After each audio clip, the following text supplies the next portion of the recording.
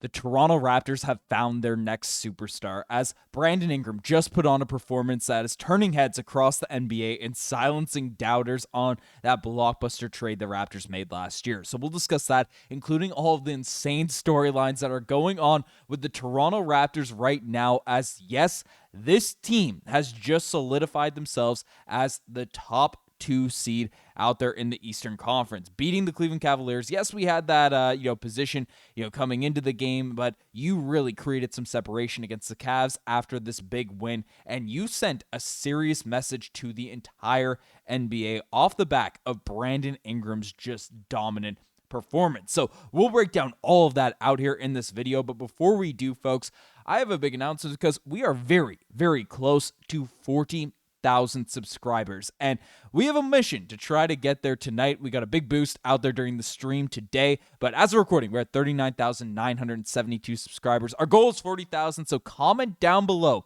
if you are subscribed to the channel. If you haven't already, make sure to hit that subscribe button, and I'll be responding to every single one. Let's see if we can hit that massive milestone of 40,000 subscribers tonight, a day after 8 years of Raptors Digest content. But what a day for Toronto Raptors basketball, because again, Brandon Ingram is just coming out and proving that he is exactly what the doctor ordered when the Raptors made that trade for him last season. Because tonight, the Cavs were coming out, they were motivated, and it makes sense as to why, right? The Eastern Conference is jam-packed. The Cavs are just a half game back. We would have fallen out of the second seed if we lost this game here today. The Cavs wanted everything to win this game, and they were playing aggressive defense, trying to be, into people, dominant and stuff, but Brandon Ingram was not having it whatsoever. And in today's game, just really showed out for the Toronto Raptors.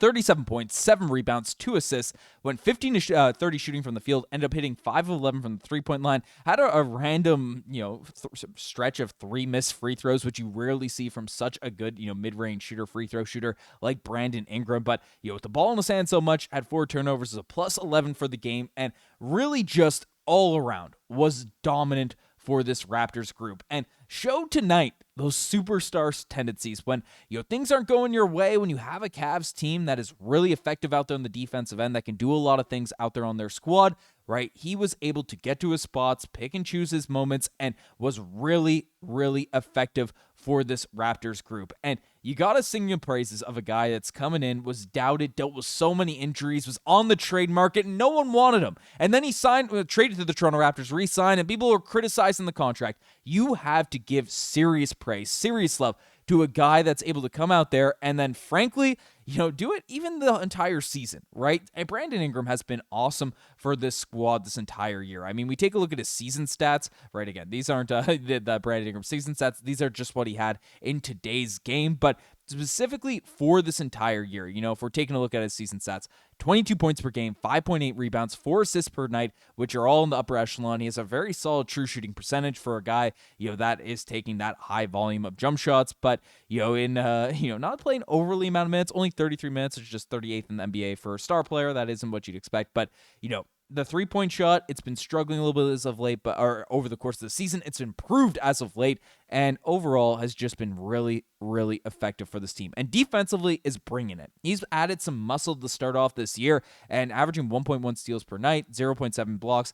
Those are what they are, the counting stats. Watching Brandon Ingram play basketball, you watch him out there on the court, he's actually been very, very effective as a rim protector. There were a couple of moments in tonight's game where, he was switching on to some of the bigs down the lane. He was able to get some deflections or just change the shots enough to where the Cavs were missing shots out there at the bucket. And that's all you can ask for when, switched on to those possessions, especially when he's been given nicknames because of his, thin frame out there in the past. Brandon Ingram has been awesome for this squad. And one thing I want to know from you guys out there in the comment section down below, do you think Brandon Ingram will be an all-star this season? Type Y for yes, type N for no. I'll be hearting every single comment that we get that, is answering this question. Do you think he will be an all-star? Not does he deserve it, because I think all Raptors fans are in the bucket. He deserves it the way he's been playing and how good the Toronto Raptors are right now in the Eastern Conference. But do you think he will be an all-star?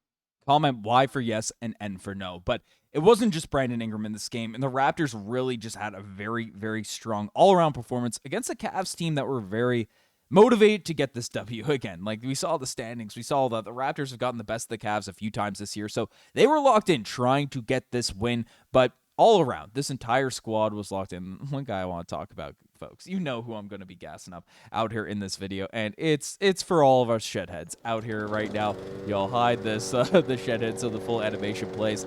But Jamal Shead struggled to start off this game. Had a couple weird passes. Had a couple moments that weren't, up to his usual standard with his assist turnover ratio and stuff.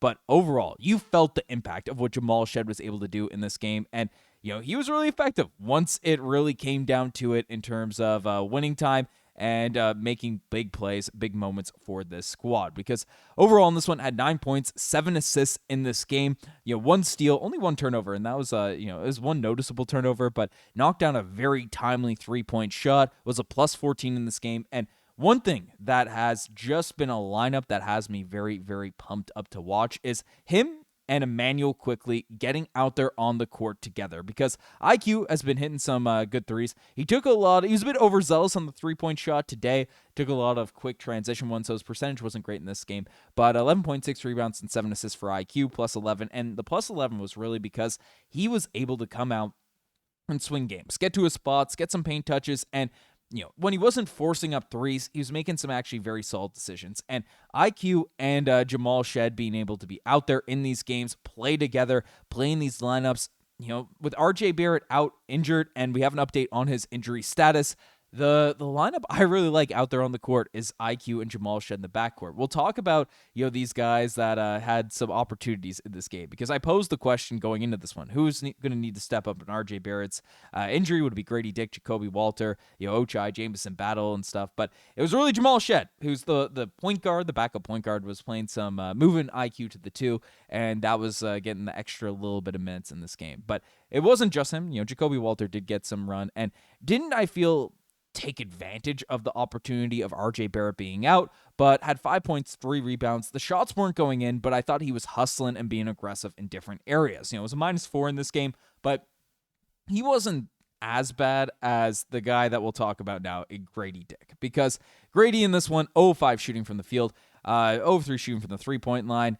You could take a look at that. It is what it is. Some shooters have bad nights.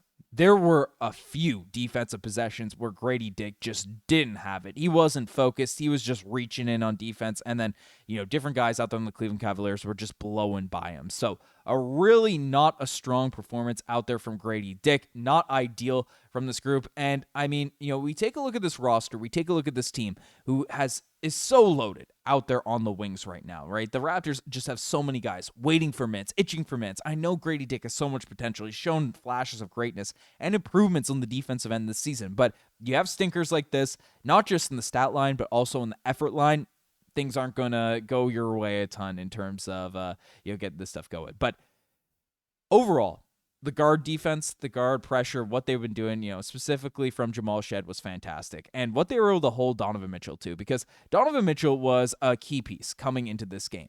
This season, Donovan Mitchell's averaging 29 points per game, 5 rebounds, 5 assists, doing some fantastic stuff out there for the Cleveland Cavaliers. He's one of the reasons, despite all of their injuries, and the Cavs did have a ton of injuries out there in this game. There's no arguing against that. There's no, writing that off. No Jared Allen, no this. Donovan Mitchell's been keeping them atop the Eastern Conference, up in the upper echelon class where the Raptors are currently at. But in this game, the Raptors did a phenomenal job of just preventing Donovan Mitchell from getting going in this one. Had 17 points, 1 rebound, 8 assists. That's a solid game, but 6 of 20 shooting from the field, 3 of 12 shooting from the 3-point line, was a -22 out there on the game, and it's because the Raptors defense was so fantastic, was so dominant out there on the court. So, got to give praise, got to sing the praises out there of the Raptors guards, because they have all been, that are getting run, with the exception of Gradey Dick tonight, were awesome out there on that end. So, you also did the same to Lonzo Ball, who, was confident starting off, knocked down a couple shots early on, and people thought, okay, we would a game, but he was 3 of 15 from the field, 2 of 12 from the 3-point line, and a lot of these weren't on the fact, the Cavs don't have great shooters. It was on the fact that the Raptors played phenomenal defense. So that is all some exciting stuff. The front court also had some huge positives for this Raptors team as Mamu came in right from the jump and looked confident, man. He was shooting threes, knocked down a couple corner threes in his first couple shots. 12 points, 9 rebounds, 3 assists from Mamu. One thing that I will say about Mamu is he was on fire. He was cooking. We were breaking out the flames emojis out there on the stream, so we were amped up about what he was able to do out there in these games, but Mamu then just felt a little like he was hesitating out there on his jump shots and stuff. So, stay confident, Mamu. Keep letting those shots fly. He was getting some great dimes out there from Jamal Shead. That two-man game that they were running was great. And Jakob, who rested the night before, was back in this one. Very important game for Jakob to be playing, just given how, the Cavs, they even without Jarrett Allen, they have some long, wiry rebounders and stuff. And Poeltl in this one was very effective for the Toronto Raptors. There's no real arguments against it. He had 13 boards, 7 points, finished around the rim. He knocked down his 2 free throws, which is great, and did get blown by a couple times when he switched out there on the wing. I've seen Jakob in previous seasons be a bit more mobile, switch on to smaller guards and stuff, which is, not really there now at this point, but he does protect the rim really well and rebounded the heck out of the basketball in this game, which was desperately needed against this Cavs squad. So great stuff there. The only big man that got the best of the Raptors tonight, I don't even have a picture of him. He's so unknown, but Naquan Tomlin, who's had a couple good games against the Toronto Raptors now at this point, yeeted up some crazy three-point shots as well. So, shout out to Tomlin out there for the Cavaliers. And one other thing to note, of course, is Jamison Battle. Is this guy, he's on the season, letting it fly from the three-point line. He's shooting 65% for three.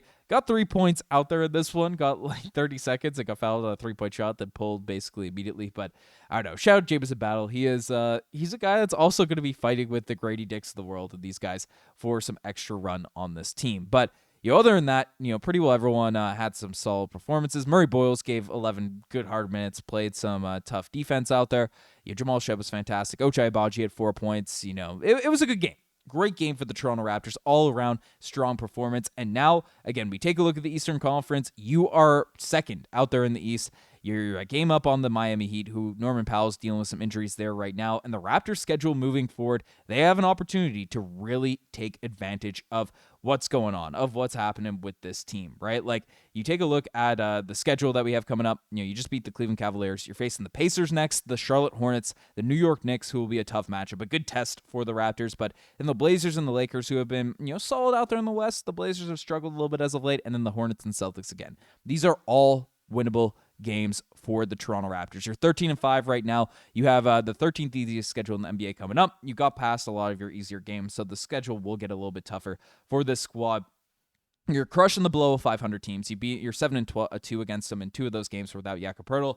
I mean, you have a solid opportunity here to load up even more wins and then have a couple tests, a couple of challenges against the Knicks and the Lakers of the world, which I am very, very excited to watch this Toronto Raptors team face up against. So let me know what you guys think about the Toronto Raptors so far this season, because again, they are looking really, really good in terms of their overall performance and what we can expect from this squad, expect from this team. They're passing the ball really well.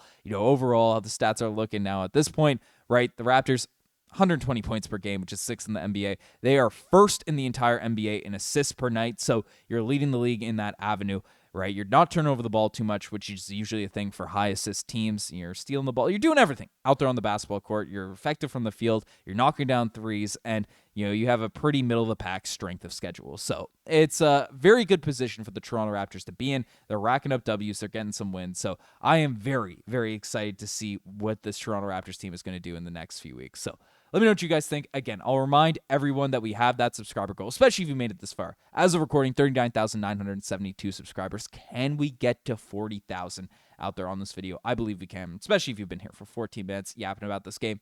Hit that subscribe button. It means the absolute world to me. It's free. You hit that button down below. Anyways, you guys are the best. I'm signing out.